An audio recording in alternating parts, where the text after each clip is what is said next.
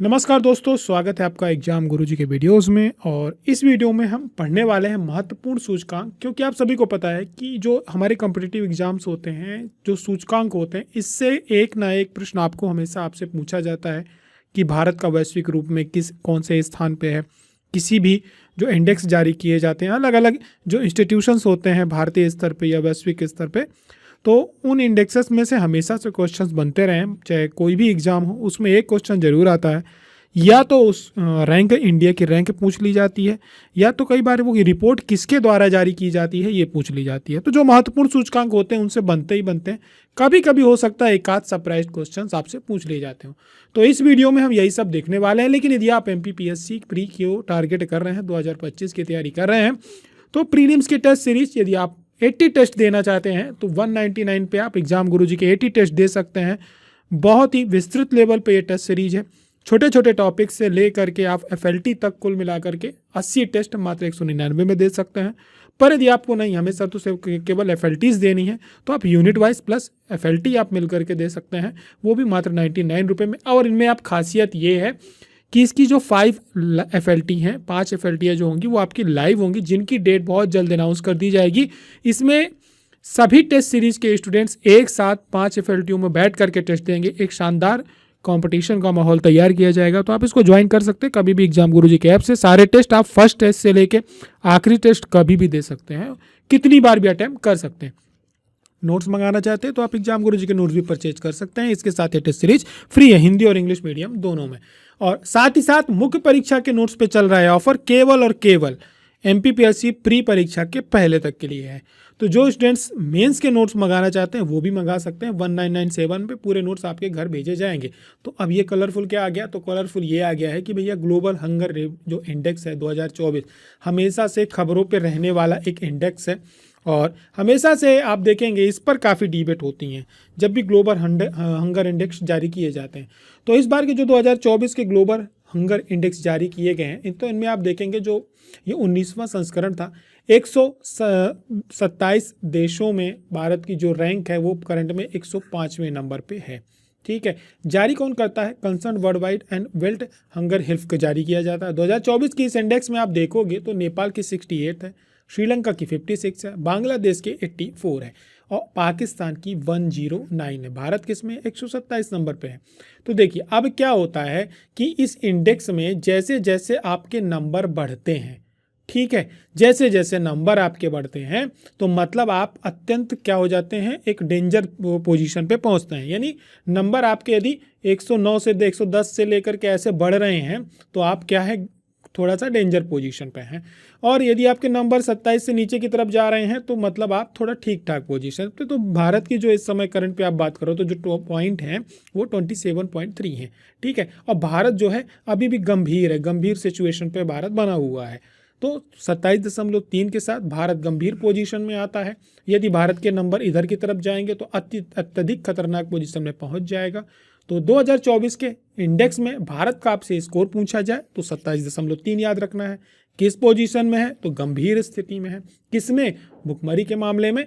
और रैंक पूछी जाए तो 105 रैंक में है। इस चीज़ को ध्यान में करके रखना है। ठीक है, पड़ोसी देशों की कभी कभी पूछ ली जाती है, कभी कभी नहीं पूछी जाती। फिर दूसरा इंडेक्स एक ऐसा होता है जिसकी हमेशा से बात की जाती है, और ये एक ऐसी लड़ाई है जिसकी जो हमेशा चलती ही रहती है। ठीक है, तो अब आप बात करेंगे इसकी। चलिए ठीक है, कलर चेंज हो गया। हाँ, तो बात होगी किसकी? विश्व प्रेस स्वतंत्रता सूचकांक यानी WFPI की। क्यों? क्योंकि ये एक ऐसा इंडेक्स है जो दूसरा एक इंडेक्स है जो चर्चाओं पे बना रहता है। बना रहने का एक कारण ये है कि हमेशा देश में प्रेस की आज़ादी नहीं है। ठीक है, ऐसे करके बातें आती हैं। तो 22वां संस्करण था। शीर्ष देशों में बात करी जहाँ पे सबसे ज़्यादा स्वतंत्रता है, नॉर्वे है, डेनमार्क है और स्वीडन है। लेकिन भारत का कौन सा स्थान है? भारत इसमें 159 पोजीशन में है। कितने देशों में? 180 देशों में। ठीक है, पिछले साल तो ठीक ठाक था, 161 पोजीशन में था, लेकिन इस साल 159 पोजीशन में है। इरिट्रिया में बिल्कुल भी आज़ादी नहीं है, मतलब वहाँ पे प्रेस का गला घोंट दिया गया है। रिपोर्ट्स विदाउट द बॉर्डर्स, इसका नाम हमेशा आप खबरों पे सुनोगे क्योंकि ये आलोचनाओं का बहुत ज़्यादा शिकार रहता है। ऐसा कहा जाता है कि मतलब रिपोर्टर्स विदाउट बॉर्डर्स, इसमें थोड़ा सा पार्शियलिटी की जाती है। देखो ये अपनी अपनी पॉलिटिकल डिप्लोमेटिक लैंग्वेज होती है, जिसमें हम अच्छे होते कहते हैं हम जीत गए, जिसमें हमारी रैंक गड़बड़ होती है, कुछ गड़बड़ होता है तो ये कहा जाता है कि इस पे हमारे साथ पार्शियलिटी की गई। पूरी तरह से ये भी सही नहीं है और पूरी तरह से ये भी सही नहीं कि पार्शियलिटी नहीं होती। बहुत सारी ऐसी इंडेक्स होते हैं जिनमें खुलकर पार्शियलिटी होती है। आप आने वाले टाइम में जैसे जैसे इंडेक्स हम पढ़ते जाएंगे आपको दिखेगा कि हाँ यहाँ पे पार्शियलिटी हो रही है। आपसे कभी भी पूछा जाए कि विश्व प्रेस स्वतंत्रता दिवस कब मनाया जाता है तो याद रखना 3 मई को विश्व प्रेस स्वतंत्रता दिवस मनाया जाता है। नॉर्वे, डेनमार्क बहुत सारी जगहों पे हमेशा पहले नंबर पे रहते हैं। फिर बात होगी सतत व्यापार सूचकांक की, यानी जहाँ पे व्यापार करना आसान है और लगातार अच्छा चल रहा है। तो भारत 24 अंकों के साथ इस पे आप यदि बात करो तो विश्व में 23वें स्थान पे। अब ये एक ऐसा इंडेक्स है जिस पे इंडिया की रैंक लगातार क्या हो रही है, अच्छी होती जा रही है। ठीक है, लगातार भारत इसमें क्या कर रहा है, सुधार कर रहा है, यानी अपने व्यापार को के लिए जो उसको एक तरह से आप ये कहिए उस पर कार्य कर रहा है। बात करी जाए तो हम इसमें इकोनॉमिक्स के क्षेत्र में हम 16वें नंबर पे हैं। सोशल इंफ्रास्ट्रक्चर हमारे यहाँ का 28वें नंबर पे है। इन्वायरमेंटल पे आप बात करोगे कि जो पोजीशंस हमारी वहाँ पे जो इन्वायरमेंट के क्षेत्र पे जो कार्य कर रहा है तो उस पर बात करी जाए 28 नंबर पे। तो यानी सामाजिक, आर्थिक और जो पर्यावरण है इन तीनों क्षेत्रों पे भारत की जो रैंक है वो 16, 28, 28 है। ठीक, टॉप देश जहां पर व्यापार सूचकांक अच्छा है वो न्यूजीलैंड का, यूनाइटेड किंगडम का है, ऑस्ट्रेलिया का है। ठीक है, तो आर्थिक, सामाजिक और पर्यावरण सभी प्रकार का संतुलन बनाते हुए सतत विकास की डिफिनेशन ही यही है कि एक ऐसा डेवलपमेंट हमें करना है कि जो हमारे आने वाली आगे की पीढ़ी है उसके लिए हमें पर्यावरण भी सुरक्षित रखना है। समाज का एक जो नेचर होता है, जो समाज में एक रहने की जो एक तरह से आप ये कहिए व्यवस्था होनी चाहिए वो अच्छी होनी चाहिए, और आर्थिक रूप से भी हम क्या हो, मजबूत हो। मतलब ऐसा नहीं करना है कि पूरे जंगल काट करके डेवलपमेंट करना, उसको डेवलपमेंट नहीं कहते। तो यही एक सतत विकास होता है, आने वाली पीढ़ियों को पर्यावरण के लिए सुरक्षित रखते हुए अगला विकास। फोर्ब्स की सूची हमेशा से फेमस रही है। फोर्ब्स की सूचियाँ जब जारी की जाती हैं तो देखा जाता है कि कौन किस नंबर पे है। एक मैगजीन है लेकिन अपने आप में एक बहुत पावरफुल मैगजीन मानी जाती है। तो महिलाओं को लेकर के मैगजीन जारी की गई है। तो निर्मला सीतारमण है 28वें स्थान पे हमारे देश की, जो एक महिला है जो सबसे ऊपर है 28th पोजीशन पे। उसके बाद आती HCL टेक्नोलॉजी, आपने नाम सुना होगा। तो जो उसके क्या कहते हैं नाडार हैं वो प्रेसिडेंट रहे, तो उन्हीं की लड़की हैं रोशनी नादर मल्होत्रा, ये 81 पोजीशन पे है। बायोकॉन की जो मजूमदार है किरण मजूमदार, हमेशा से मैक्सिमम चर्चाओं पे रहती किरण मजूमदार, और लगातार किसी न किसी सूची में रहती हैं। ये 82 पोजीशन पे है। अब इन सब में आप बात करो तो यूरोपीय आयोग की जो प्रमुख है उर्सुला वॉन डेर लेन, ये सबसे शक्तिशाली महिला है। ठीक है, मोस्ट पावरफुल वीमेन है। आगे की तरफ बात करेंगे अगले की, अगला इंडेक्स कौन सा है, तो अगला जो इंडेक्स है वो ग्लोबल जेंडर गैप इंडेक्स है, यानी हमारे महिला और पुरुषों के बीच में अंतर जारी कौन करता है। बहुत महत्वपूर्ण इंडेक्स है क्योंकि ये जारी किया जाता है विश्व आर्थिक मंच के द्वारा।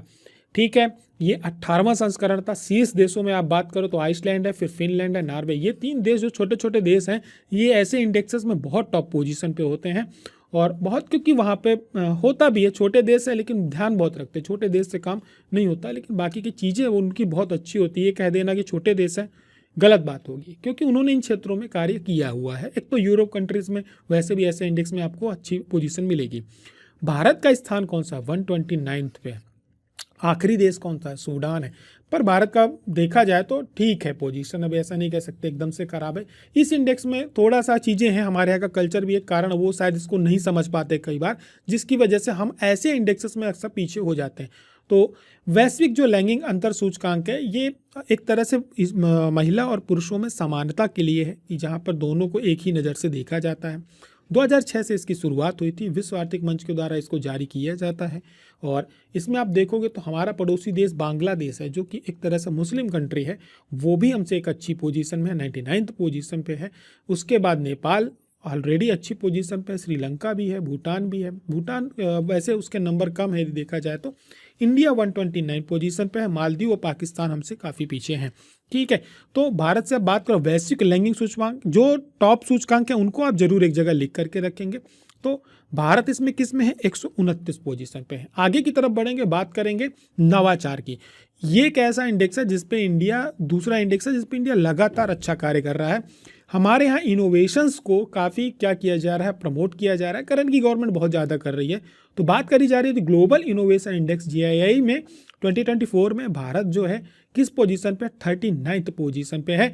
और भारत का इसमें स्थान बहुत तेज़ी से बढ़ा है। आप देखोगे तो बहुत तेज़ी से पोजीशन भारत की इस पे चेंज हुई नहीं है। कहाँ 80 पोजीशन पे रहते थे, हम 39th पोजीशन पे पहुँच गए हैं। अंगोला लास्ट में है। तो इसका कारण क्या है? क्योंकि हमारे यहाँ जो देखिए, पहली बात WIPO यानी हमारे यहाँ जो बौद्धिक संपदा अधिकार है उसको बढ़ावा दिया गया है। हमारे यहाँ इनोवेशंस बहुत ज़्यादा हो रहे हैं। ठीक, नीति आयोग भी इनोवेशंस के इंडेक्स जारी कर रहा है। स्टेट्स के बीच में बहुत ज़्यादा कंपटीशन हो रहा है। तो हमारे नवाचार को सरकार बहुत बढ़ावा दे रही है। ठीक है, तो 133 देशों में भारत को 39वीं पोजीशन इस पे मिली है, क्योंकि हम मतलब आगे बढ़ रहे हैं। ठीक है, 2015 में भारत इसमें 81th पोजीशन पे था। आप ये सोचो 2015 में हम 81th पोजीशन पे थे। आज 10 साल के अंदर अंदर हम कितनी अपनी 40 रैंक हमने अपनी सुधारी। 24 में हम 39th पोजीशन में आए हैं। और नवाचार ये छोटा, मैं मानता हूँ एक छोटी चीज़ नहीं है। हमारे यहाँ मतलब एक तरह से आप एक इनोवेशन हो रहा है, मतलब हमारे यहाँ का जो युवा है नवाचार कर रहा है, हमारी इकोनॉमी को ग्रो कर रहा है, कंट्री को आगे लेकर के जा रहा है। ठीक है, क्यों हम मतलब विकसित देश की श्रेणी में आने के लिए क्या है, आगे बढ़ रहे हैं। ठीक है, नवाचार होने का मतलब ये होता है कि देश में बहुत सारे विचारों पे परिवर्तन आ रहा है, हर फील्ड में परिवर्तन आ रहा है। इस सूची में भारत का 39वें पोजीशन पे पहुंचना अपने आप में एक बड़ी बात हो जाती है। और हम निम्न मध्यम आय वाली एक, आप बात करो, क्योंकि हम एक लोग मिडिल क्लास हमारे यहाँ बहुत ज़्यादा है, निम्न मध्यम आय वाली एक अर्थव्यवस्था 38th पोजीशन पे पहुंचती है, तो ऑटोमेटिक ये एक बड़ी बात हो जाती है। ठीक है, आगे की तरफ बढ़ेंगे, बात करेंगे किसकी, हम बात करेंगे एशिया पावर इंडेक्स की। यानी भारत जो है एशिया पे सबसे ज़्यादा पावरफुल पे जापान को पीछे छोड़ते हुए 3rd पोजीशन पे आ गया है। पहले नंबर पे संयुक्त राज्य USA है, चाइना है, फिर भारत है 39.1 के साथ 3rd पोजीशन पे है। ऑस्ट्रेलिया का एक थिंक टैंक है लोवी संस्थान, लोवी इंस्टीट्यूट, इसके द्वारा जारी किया गया है। और ये एशिया पावर इंडेक्स मतलब इसमें देशों और उनके संसाधनों का प्रभाव आर्थिक रैंक प्रदान की जाती है। और भारत एशिया का तीसरा सबसे शक्तिशाली देश है। ये अपने आप में एक बड़ी पोजीशन हो जाती है। बात करेंगे अभी क्या हुआ है कि COP29 में क्या जारी किया गया है, जलवायु सम्मेलन में अभी संयुक्त राष्ट्र के द्वारा जलवायु परिवर्तन सूचकांक यानी CCPI 2025 रिपोर्ट जारी की गई है। CCPI यानी क्लाइमेट चेंज परफॉर्मेंस इंडेक्स, ये अपने आप में एक महत्वपूर्ण इंडेक्स है पर्यावरण के क्षेत्र में, क्लाइमेट के क्षेत्र में। तो इसमें भारत ने क्या है 10वां स्थान हासिल किया है।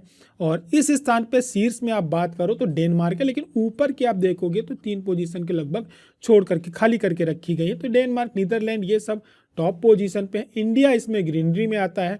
ठीक है, और ये क्या है, एक थिंक टैंक है जर्मन वॉच और न्यू क्लाइमेट चेंज इंस्टीट्यूट, इसके द्वारा जारी किया जा सकता है। सबसे बड़ा उत्सर्जक जो है कार्बन का वो चीन 55 पोजीशन पे है, अमेरिका 57 पोजीशन पे। तो इंडिया एक तरफ से आप ये कह सकते हो कि जलवायु परिवर्तन सूचकांक के मामले में भारत एक ठीक ठाक काम कर रहा है, अच्छा काम कर रहा है, धीरे धीरे आगे की तरफ बढ़ रहा है। फिर आता है नेटवर्क रेडीनेस इंडेक्स, जिसमें भारत 60 पोजीशन पे 60वें नंबर पे था। इस साल उसने अपनी रैंक पे 11 अंक का सुधार किया है। 2023 में 49.93 सुधर के 53.60 हो गया है। यह मतलब क्या है कि भारत जो है लगातार प्रौद्योगिकी के क्षेत्र में अच्छा कार्य कर रहा है और जो हमारे यहाँ का IT इंफ्रास्ट्रक्चर है उसको मजबूत कर रहा है, लोगों को टेक्निकल बना रहा है। UPI उसका एक बहुत बड़ा एग्जाम्पल। हमारे देश में जो UPI का यूज किया जाता है, हम सभी लोग आप देख रहे हो बिल्कुल पढ़ा लिखा व्यक्ति जो नहीं है वो भी आज की डेट में, हमारे जो अक्षरों का जिसको ज्ञान नहीं है, जो साक्षर नहीं है, वो भी आज के डेट में ऑनलाइन पेमेंट कर रहा है। तो हम लोग टेक्नोलॉजी को एक बहुत ही सामान्य तरीके से लोगों तक पहुंचा रहे हैं, जिसकी वजह से इस रैंक में क्या हुआ है, सुधार हुआ है। No doubt USA, Singapore, Finland जैसे देश टॉप पे हैं। भारत फिर भी यदि अपने अंकों पे सुधार करके टॉप पोजीशन में आ रहा है तो ठीक है। आगे की तरफ बढ़ेंगे, बात करेंगे किसकी, महत्वपूर्ण इंडेक्स की। अक्सर खबरों में आपने सुना होगा कि किसका पासपोर्ट कितना मजबूत है। तो देखिए हेनले पासपोर्ट इंडेक्स 2025 रिपोर्ट अभी जारी की गई, 10-12 दिन पहले जारी की गई है। भारत इसमें 80वें स्थान से गिर करके 85वें स्थान यानी 85 पोजीशन पे आ गया है। देखिए ये डिपेंड करता है कि किस किस देश में भारत के वीज़ा को फ्री एक्सेस यानी डिमांडिंग में है, कहाँ ज़्यादातर जो पर्यटक है वहाँ पर आ रहे हैं। तो हमने अपने देश को 57 देशों में वीज़ा को फ्री एक्सेस दिया हुआ है। यानी वहाँ पर आपको वीज़ा नहीं लगता है। ठीक है, विशेषकर जो हमारे यहाँ उत्तर की तरफ जो देश हमारे पूर्व की तरफ जो हमारे देश पटेलू की इस नीति जो चल रही है उसमें आप जितने भी आस पड़ोस के देश पूर्व की तरफ देश मिलेंगे आपको, वहाँ पर हमारे यहाँ वीज़ा नहीं लगता है। पासपोर्ट में बस एंट्री करानी है और आपको वो देश आप घूमने जा सकते हैं, क्योंकि वो टूरिज्म हॉटस्पॉट है हमारे देश के लोगों के लिए। अक्सर लोग हमारे यहाँ से वहाँ जाते हैं, तो मैक्सिमम कंट्रीज़ में हमारे यहाँ वीज़ा वहाँ के लिए फ्री है। ठीक है, तो डिमांडिंग में आप देखोगे तो हेनले पासपोर्ट इंडेक्स जारी किया जाता है यूनाइटेड किंगडम में ये स्थित है इंस्टीट्यूट, और इसने सिंगापुर को दुनिया का सबसे शक्तिशाली पासपोर्ट बताया है। सिंगापुर लगातार इसमें पासपोर्ट में मजबूत स्थिति पे बना हुआ है, और यूएसए पासपोर्ट की रैंक में 7वें पोजीशन से गिर करके 9वें में आ गया है, तो इस बार उसकी भी रैंक गिरी। और सबसे बड़ी बात, अफगानिस्तान दुनिया में सबसे खराब पासपोर्ट के लिए जाना जाता है, और शायद कोई अफगानिस्तान नहीं जाना चाहेगा करंट की पोजीशन पे, तो ये ध्यान में रखना है। भारत की रैंक पता है, ठीक है, 50वें नंबर पे पहुंचे। फिर इसके बाद WEF यानी विश्व आर्थिक मंच के द्वारा एक और रिपोर्ट जारी की जाती है, वो है यात्रा और पर्यटन विकास सूचकांक 2024। भारत इसमें 119 देशों में 39th पोजीशन पे यानी 39वें स्थान पे है। यूएसए टॉप 1 पे है। भारत दक्षिण एशिया में सर्वोच्च रैंक वाला देश है। USA, Spain, Japan top 3 country है। अंतिम स्थान पे माली है 119 नंबर पे। 2024 की यात्रा पर्यटन विकास सूचकांक में देखिए क्या होता है, प्रत्येक देश की यात्रा और पर्यटन उद्योग को विकसित बनाए रखने के लिए ये रैंक जारी की जाती है। भारत हालांकि इस पर काफ़ी सुधार कर रहा है। हमारे यहाँ पर्यटन जो पर्यटक आते हैं उनको सुविधाएं बहुत सारी प्रदान की जा रही हैं, और पर्यटकों का हमें भी ध्यान रखना चाहिए। हमारी जो परंपराएं रही हैं उनको करना चाहिए। कई बार घटनाएं पेपर वगैरह में पढ़ने में आ जाती हैं कि उनके साथ गलत व्यवहार किया जाता है, तो ये नहीं होना चाहिए। हमें स्वयं ध्यान रखना चाहिए, क्योंकि अतिथि देवो भव, और इससे क्या होता है, दुनिया हमारी एक इमेज बनती है। ठीक है, दुनिया में लोग आते हैं घूमने एक विश्वास के साथ आते हैं, तो उसे हमें भी स्वयं एक जिम्मेदारी के साथ आगे बढ़ाना चाहिए। दुनिया इसीलिए जो दुनिया के बाकी के देश है वहाँ क्यों पर्यटन अच्छा माना जाता है, आप देखोगे कई ऐसे देश है जो सिर्फ पर्यटन के दम पे ही इकोनॉमिकल रूप से क्या हो रहे हैं, बहुत ग्रो कर रहे हैं। ठीक है, क्यों? क्योंकि जीरो इन्वेस्टमेंट में मैक्सिमम प्रॉफिट वाला बिजनेस है वो। तो आप जितना ज़्यादा लोगों को कंफर्ट जोन में रखोगे पर्यटन उतना ही आगे बढ़ेगा। तो ये हमें ध्यान रखना चाहिए सेल्फ रिस्पॉन्सिबिलिटी के साथ। बात करेंगे इंडिया स्किल्स रिपोर्ट 2025 की, तो भारत जो है रोजगार के मामले में महाराष्ट्र राज्य शीर्ष में है, जो सबसे ज़्यादा रोजगार दे रहा है, और भारत का जो राष्ट्रीय रोजगार क्षमता है 54.8% है। ठीक है, ये एक बी बॉक्स ग्लोबल एम्प्लॉयबिलिटी करके एक टेस्ट है, वहाँ पे ये किया गया था, जिसपे पूरा एक पूल आयोजित किया गया था, पता किया गया था किस राज्य में सर्वाधिक रोजगार क्या किया जा रहा है, लोगों को दिया जा रहा है। तो उसमें आप देखोगे तो महाराष्ट्र नो डाउट 84% रोजगार, दिल्ली, फिर कर्नाटका, फिर आंध्र प्रदेश, कर्नाटका बेंगलुरु वगैरह इतनी अच्छी अच्छी IT सिटी हैं आंध्र प्रदेश और कर्नाटका में, ऑटोमेटिक बढ़ जाता है। ग्लोबल केरल जो है वहाँ पे भी पर्यटन बहुत मजबूत है, प्लस बाकी की चीज़ें भी हैं। उत्तर प्रदेश के पास नोएडा है, तो किस सबके पास आप देखोगे कोई ना कोई एक जोन ऐसा है जहाँ पे केवल और केवल इंडस्ट्रीज़ हैं। मध्य प्रदेश इस मामले में बहुत पीछे है हमारे यहाँ, क्योंकि हमारे यहाँ कोई भी एक ऐसा आप क्षेत्र नहीं देख सकते जहाँ पे मतलब कंफर्म हो लोगों को कि हम जाएंगे तो हमें रोजगार मिल जाएगा। ये एक कारण है कि मध्य प्रदेश इसमें पोजीशन पे नहीं आता। बात करेंगे आगे की तरफ, जो कि राज्य खाद्य सुरक्षा सूचकांक यानी SFSI 2024 के द्वारा जारी किया गया, उसमें केरल पहले नंबर पे है। और ये देखिए मूल्यांकन किया जाता है कि किस राज्य में खाने के जो मानक हैं, भोज्य पदार्थों के जो मानक हैं उसको पूरा कर रहा है। तो इसमें केरल टॉप 1 पे है, फिर तमिलनाडु है, फिर जम्मू कश्मीर है। ठीक है, आगे की तरफ बढ़ेंगे, बात करेंगे यात्रा और पर्यटन विकास सूचकांक 2024 में भारत किस स्थान पे है, तो 39 पोजीशन पे है। वैश्विक ऊर्जा संक्रमण सूचकांक में भारत कौन से पोजीशन पे है, 63 नंबर पे है।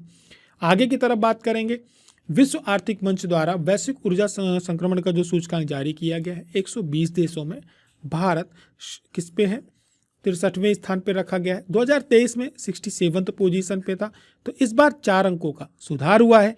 स्वीडन पहले टॉप पे है, चाइना 20वें स्थान पे है, स्वीडन, डेनमार्क और फिनलैंड। ठीक है, वैश्विक ऊर्जा जो सूचकांक है ये विश्व आर्थिक मंच के द्वारा जारी किया जाता है, जो एक प्रकार से आप ये कहिए जो अक्षय ऊर्जा होती है हमारी, उसको संक्रमण यानी उसको बचाने के लिए वैश्विक परिवर्तन मांगता है कि क्या चल रहा है।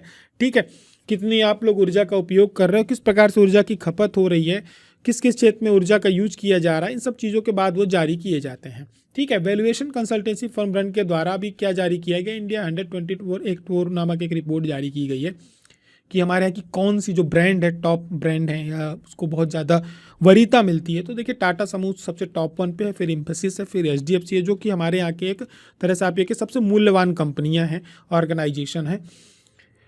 अब बात करी जाएगी कि सबसे शांति का टापू कौन सा है, तो अभी वैश्विक शांति सूचकांक यानी जीपीआई जारी किया गया है। तो जीपीआई में 2024 में इसको जारी कौन करता है? Institute for economics and peace के द्वारा ये जारी किया जा सकता है। आइसलैंड, आयरलैंड और ऑस्ट्रिया इसमें टॉप पोजीशन पे है। भारत 163 देशों पे 116वें नंबर पे, किसमें? वैश्विक शांति सूचकांक में, जहाँ पे शांति का क्या तरह टापू है। तो मध्य प्रदेश शांति का टापू है, लेकिन भारत अभी 116वें नंबर पे है। और देखा जाता है कि वहाँ पे कितनी शांति है। तो देखो यार, घर में लड़ाई झगड़े चलते रहते हैं, तो भारत में वैसे इतने सारे घर है कि कहीं ना कहीं लड़ाई झगड़ा चल रहा होगा, तो ऐसे सूचकांक में तो हम टॉप पे आ ही नहीं सकते। बात करी जाएगी खाद्य एवं कृषि संगठन की, ठीक है, खाद्य एवं कृषि संगठन की। तो एफएओ के द्वारा ये रिपोर्ट जारी की जाती, कौन सी? वैश्विक वन स्थिति रिपोर्ट। वन रिपोर्ट भारत वाले की बात नहीं हो रही है, वैश्विक स्तर की जो वन रिपोर्ट जारी की जाती है उसकी बात हो रही है। तो भारत जो है इसमें टॉप 3 पोजीशन पे है। चाइना, ऑस्ट्रेलिया के बाद इंडिया आता है, 266 मार्क हैं इंडिया के, फिर चिली वगैरह आते हैं। तो देखिए टॉप 3 देशों में भारत का आना पर्यावरण के मामले में, ठीक है, वनों के मामले में विशेषकर, जिसने अपना धीरे धीरे वन क्या हुआ है, वृद्धि हुई है वनों की, तो उसमें भारत जो है लगातार बना हुआ है 3रे नंबर पे। तो ये एक बढ़िया बात है हमारे लिए। हमने लगभग 2,66,000 हेक्टेयर वन क्षेत्र में क्या किया है, वृद्धि करी है। फिर चाइना पहले नंबर पे है, ऑस्ट्रेलिया दूसरे नंबर पे है, भारत तीसरे नंबर पे है, ठीक है। अब आप इसमें मज़ेदार बात आप ये देखना, जो मैं भी ढूंढ रहा था, कि जो दुनिया के सबसे ज़्यादा मतलब पॉल्यूटेड कंट्री हैं, जो मतलब अपने आप को सबसे ज़्यादा पर्यावरण हितैषी बनाते हैं, जिनका डंडा बहुत मजबूत है, यूएसए वगैरह, आप देखोगे टॉप 10 पोजीशन पे नहीं है। सॉरी, यूएसए 7वें नंबर पे है, ठीक है। बाकी के आप देश देखो जो टॉप 10 में है, आपको जितने लोग डंडा लेके मिलेंगे कि भैया भारत पे डंडा चलाते हैं कि नहीं, ये लोग पर्यावरण प्रदूषण बहुत ज़्यादा करते हैं, हमारी रिपोर्टें जारी करते हैं, ठीक है, विशेषकर इन्वायरमेंट से रिलेटेड आप रिपोर्ट देखोगे, बाकी रिपोर्ट देखोगे, तो भारत में हमेशा दबाव बनाने का प्रयास किया जाता है, जिसका चाइना भी बहुत विरोध करता है। क्यों करता है? वो इसीलिए करता है कि भैया तुम लोग डेवलप हो गए, हम डेवलपिंग कंट्री हैं, तो हमारे यहाँ तो पॉल्यूशन होगा पहले। लेकिन आप देखोगे जितनी भी विकसित देश हैं, सब जो विकासशील देश हैं उनको क्या करना चाहते हैं, टाइट करना चाहते हैं। वो टॉप 10 में नहीं मिलेंगे जिनके यहाँ जंगलों में बढ़ोतरी हुई है। चाइना और इंडिया जैसे देश जिन पे सबसे ज़्यादा दबाव बनाया जा रहा है, जो क्योंकि डेवलपिंग कंट्री हैं, उनको देखोगे आप तो टॉप 10 में सम्मिलित हैं। इसीलिए कहते हैं कि थोड़ी सी पार्शियलिटी बहुत सारी जगहों पे होती है। तो संयुक्त राष्ट्र की जो विश्व जनसंख्या संभावना रिपोर्ट है 2024, सद्भावना नहीं पढ़ना, इसको संभावना पढ़ना है, मतलब आबादी आने वाले टाइम में भारत की सबसे टॉप पे पहुंच चुकी है। भारत की जनसंख्या 2060 के दशक में 1.7 बिलियन पहुंचने की क्या है, अनुमान है।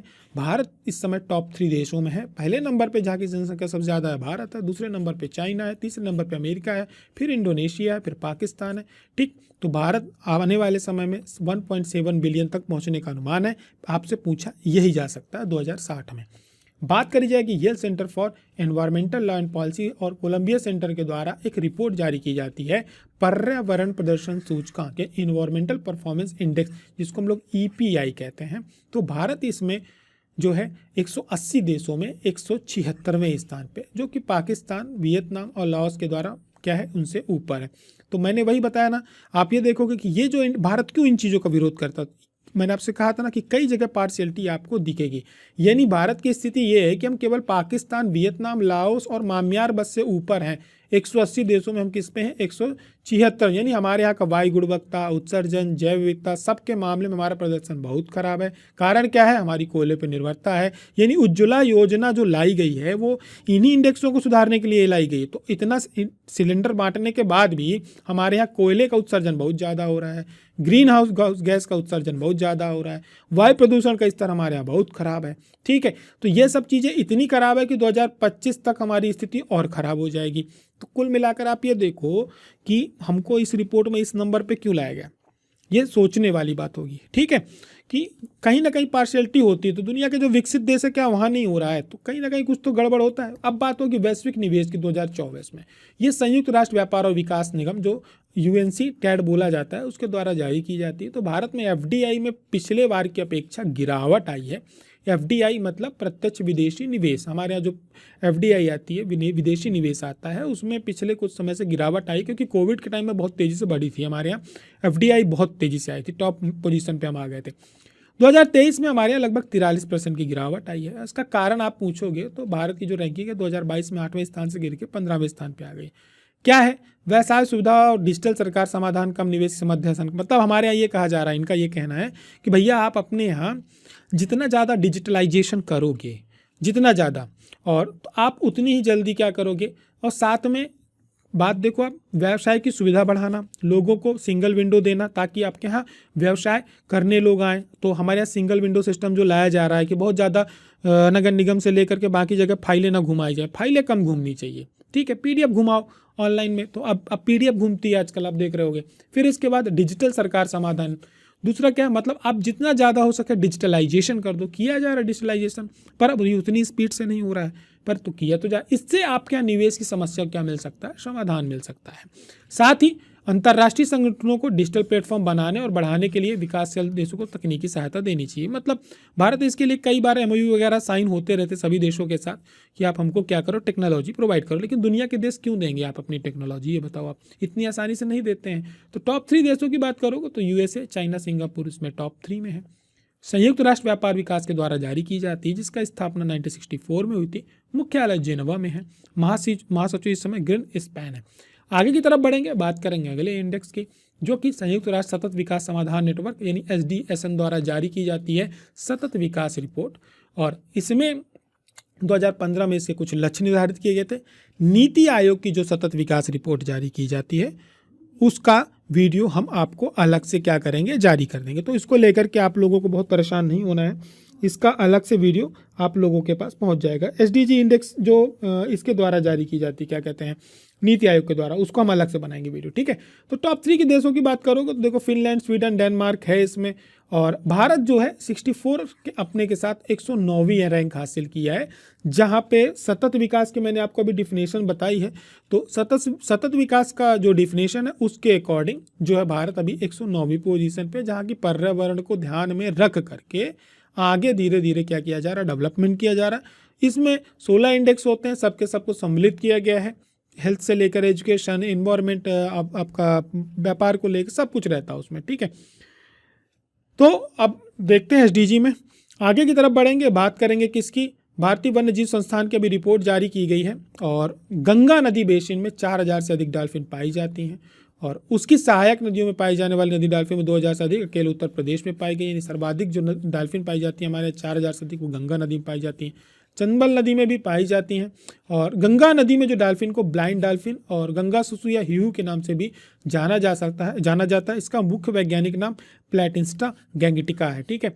तो हीहू आपसे पूछ ले या गंगा सुसु पूछ ले तो आपको समझ जाना है कि ये गंगा नदी में पाई जाने वाली डॉल्फिन है, जो कि चंबल नदी में भी पाई जाती है। इनको बचाया जा रहा है, बहुत ही अच्छा जानवर होता है। और सिप्री की एक रिपोर्ट के अनुसार भारत में यदि आप बात करो, जो परमाणु शस्त्रागार हैं उनकी वृद्धि है। 23 में हमारे यहाँ 164 के आसपास परमाणु हथियार थे, 2024 में बढ़कर के 172 परमाणु हथियार हो गए हैं। तो देखिए, डंडा मजबूत होना बहुत जरूरी है, वो आर्थिक भी होना चाहिए और मजबूत डंडा भी होना चाहिए, तभी दुनिया आपको झुक करके सलाम करती है, वरना नहीं करती है, ठीक है। जिस दिन कहा रामधारी सिंह दिनकर ने कि यदि सर्प के क्या कहते हैं विष ना हो तो दुनिया उसको क्या करेगी, रस्सी समझने लगेगी। तो विष होना भी जरूरी है, काटने के लिए नहीं पर डराने के लिए तो कम से कम होना ही चाहिए, जरूरत पड़े तो काटना भी चाहिए। तो बात यही हो रही है कि यदि हमारे पास परमाणु हथियार नहीं होंगे तो दुनिया हमको क्या करेगी, दबाएगी। तो आज की डेट में आप देखो, दुनिया परमाणु शस्त्र के हम भारत 6वें नंबर पे आ गया है। रिपोर्ट के अनुसार दुनिया भर में जो वर्तमान में 12,121 परमाणु हथियार हैं। लेकिन जो शांति के दूत हैं, जो सबसे ज़्यादा शांति फैलाने के लिए काम करते हैं, शांति के मसीहा हैं, अमेरिका वगैरह को आप देखो कितने हैं, 3,708 परमाणु हथियार हैं। रसिया के पास देखो 4,380 परमाणु हथियार हैं। ये सब शांति के मसीहा हैं जो दुनिया को बोलते हैं शांति फैलाओ। अब खुद देखो 3-3 हज़ार लेके बैठे हैं। हमारे पास कितने हैं, हम केवल 172 परमाणु हथियार लेकर के बैठ गए तो हम अशांति के वो हो गए, ठीक। हम हर इंडेक्स में पीछे हैं। तो यही होती है, जिसका डंडा जितना मजबूत है उतना शांति का मसीहा है। यूनाइटेड किंगडम स्थित वैश्विक थिंक टैंक एम्बर द्वारा प्रकाशित ग्लोबल इलेक्ट्रिक रिव्यू ठीक है, ये रिपोर्ट से बहुत ज़्यादा प्रश्न नहीं आने। भारत टॉप 3 में है, जो कि सौर ऊर्जा का उत्पादक देश है। क्योंकि बात सौर ऊर्जा की हो रही है तो हो सकता है इसमें आपसे घुमा फिरा के प्रश्न पूछ ले। तो याद रखना कि भारत जो है दुनिया के शीर्ष 3 सौर ऊर्जा उत्पादक देशों में माना जाता है। ठीक, भारत इसमें से थर्ड पोजीशन पे आता है। 2023 में हमारा 5.8% था योगदान। आगे की तरफ बढ़ेंगे, बात करेंगे साइबर अपराध के मामले में। हमारे यहाँ काफ़ी तेज़ी से बढ़ रहा है। देख ही रहे हो आजकल डिजिटल अरेस्ट बहुत हो रहा है। घर बैठे बैठे लोग जेल में चले जा रहे हैं, पैसा भी उनके खाते से निकाल लिया जा रहा है। तो हो सकता है इसको अभी ना जोड़ा गया हो, अगली बार और पोजीशन हमारी सुधर जाए इसमें। तो भारत में ऐसा हुआ है कि टॉप 3 देशों में यदि आप बात करो, सबसे ज़्यादा जहाँ पे साइबर अपराध होते हैं तो रसिया, यूक्रेन, चाइना। हम टॉप इसमें 10वें स्थान पे चल रहे हैं। ठीक है, आगे की तरफ बढ़ेंगे, बात करेंगे मतलब आप बस को लग रहा है कि हमारे यहाँ सबसे ज़्यादा साइबर अपराध होता है, ध्यान रखना हम 10वें नंबर पे हैं। रसिया वगैरह जिनको आप सबसे ज़्यादा मजबूत समझते हो कि वहाँ नहीं होता होगा, बहुत पढ़े लिखे लोग होते हैं अंग्रेज, उनके यहाँ सबसे ज़्यादा हो रहा है। ठीक है, क्योंकि हम लोग को एक भ्रांति होती है कि अंग्रेज सबसे ज़्यादा पढ़े लिखे होते हैं। देख लो रूस, यूक्रेन, चीन, इनमें सबसे ज़्यादा हो रहा है। तो हमारे यहाँ का आदमी ठीक है, मैं मानता हूँ 10वें नंबर में है। भ्रष्टाचार बहुत, यानी करप्शन की बात हो जिसमें भारत को टॉप पे रहना चाहिए, उसमें आप देखोगे डेनमार्क, फिनलैंड, जहाँ पे बिल्कुल भी भ्रष्टाचार नहीं है एक तरह से। भारत की पोजीशन इसमें 93 नंबर की है। सोमालिया में सबसे ज़्यादा भ्रष्टाचार है। जारी किसके द्वारा किया जाता है? Transparency international. जब बात भ्रष्टाचार की होगी तो भ्रष्टाचार कैसे खत्म होता है? ट्रांसपेरेंसी से। तो ट्रांसपेरेंसी ही इसकी रिपोर्ट जारी करेगी।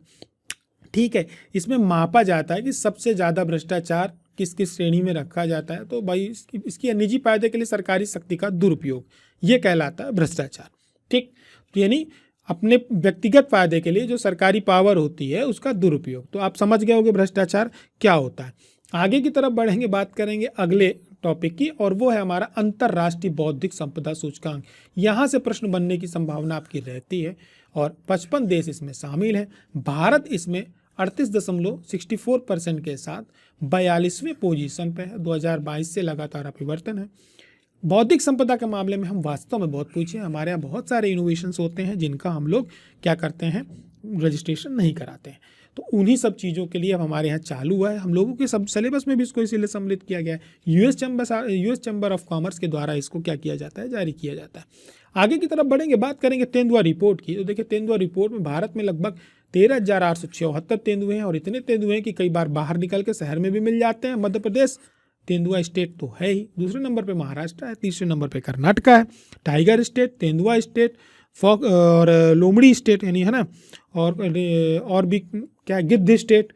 ठीक, ये स्टेट तो हम लोग हैं ही। बात होगी किसकी? विश्व खुशहाली रिपोर्ट की। सबसे ज़्यादा लोग खुश कहाँ हैं? देखो फिनलैंड एक ऐसा देश है, लगातार 7 बार से वो सबसे ज़्यादा खुश देशों में उसकी गिनती होती है। यहाँ के लोग बहुत खुश हैं। फिर डेनमार्क के लोग हैं, फिर आइसलैंड के लोग हैं। Sustainable development social solution network यानी SDSN के द्वारा ये रिपोर्ट जारी की जाती है। और खुशियों के मामले में भारत 126वें नंबर पे है, जबकि मध्य प्रदेश में तो आनंदम मंत्रालय भी बना हुआ है, तब भी भारत की रैंक नहीं बढ़ रही है।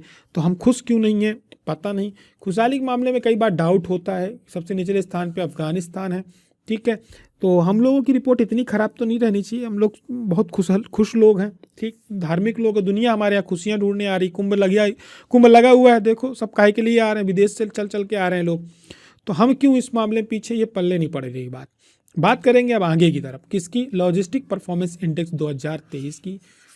सिंगापुर पहले नंबर पे है, फिनलैंड दूसरे नंबर पे है। और इसमें आप भारत की बात हो, भारत की, तो भारत 139th पोजीशन उसमें कंट्रीज़ में किस नंबर पे है? 38 नंबर पे भारत आता है। और विश्व बैंक के द्वारा ये रिपोर्ट जारी की जाती है। विशेष तौर से ध्यान रखना, जो लॉजिस्टिक परफॉर्मेंस इंडेक्स है इसमें भारत 38th पोजीशन पे है। ठीक, इसकी एक रिपोर्ट और जारी की जाती है, वो नीति आयोग के द्वारा जारी की जाती है। इस नीति आयोग की रिपोर्ट का हम अलग से एक वीडियो बनाएंगे, पूरी नीति आयोग की रिपोर्ट उसमें हम सम्मिलित करेंगे। बात होगी ग्लोबल फायर पावर इंडेक्स 2024 की, यानी किस देश की सैन्य ताकत सबसे ज़्यादा मजबूत है। इसमें आप बात करोगे तो 145 देशों की इनमें रैंकिंग प्रदान की गई थी। और इन 145 देशों में आप देखोगे 2006 से लगातार जारी किया जा रहा है सैन्य उपकरण, ये वो सब कुछ। तो इसमें संयुक्त राज्य अमेरिका टॉप पे है, रसिया दूसरे नंबर पे है, चाइना इस पे तीसरे नंबर पे है। ठीक है, और बात करेंगे विश्व स्वास्थ्य संगठन ने हेपेटाइटिस रिपोर्ट जारी की है, तो इसके अनुसार भारत किस पोजीशन पे है? तो भारत दूसरे नंबर पे है, जहाँ पर हेपेटाइटिस सर्वाधिक हेपेटाइटिस B और C के मामले दर्ज किए जाते हैं। इसमें अभी भी बहुत बड़ी समस्या है, वैक्सीनेशन होता है, इसके बावजूद हमारी ये रैंक आना थोड़ा सा चिंताजनक है, इसको हमें ध्यान देना चाहिए। वैश्विक व्यापार आउटलुक और सांख्यिकी 2024 रिपोर्ट में डिजिटल सेवा निर्यात रैंकिंग भारत 4थी पोजीशन में है। ये एक अच्छी खबर है। 10 लाख से अधिक आबादी में वाले श्रेणों में, इसमें शहरों में जो वायु सर्वेक्षण किया गया उसमें सूरत जो है पुरस्कार जीता है। तो ये था हमारा मेन इंडेक्स, जहाँ से पेपर और में आपके प्रश्न बनने की संभावना। इंडेक्स बहुत सारे हैं, कुछ ऐसे इंडेक्स भी हैं जिनका कोई और छोर नहीं है, पेपर में कभी मतलब आए नहीं है आज तक, ठीक है, जो उस वजह से उनको हमने नहीं सम्मिलित किया है। वो आपको मिल भी जाएंगे, आप कहेंगे तो उसको अलग से हम डाल देंगे PDF एग्जाम गुरुजी के टेलीग्राम चैनल पे।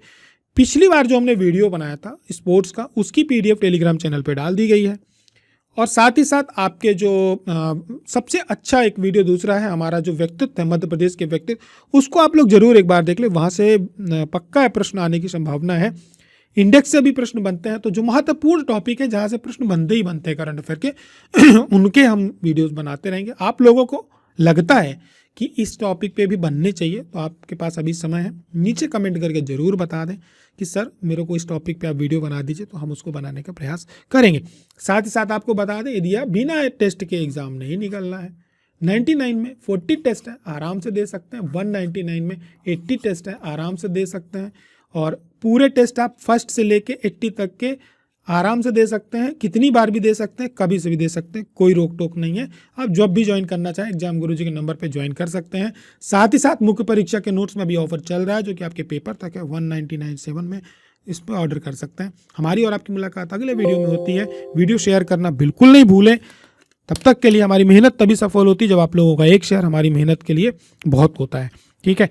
तो प्लीज़ एक बार ज़रूर वीडियो को शेयर करें और लाइक ज़रूर करें, कमेंट करें। हमारी आपकी मुलाकात अगले वीडियो में होती है, तब तक अपना ध्यान रखें। जय हिंद, जय भारत।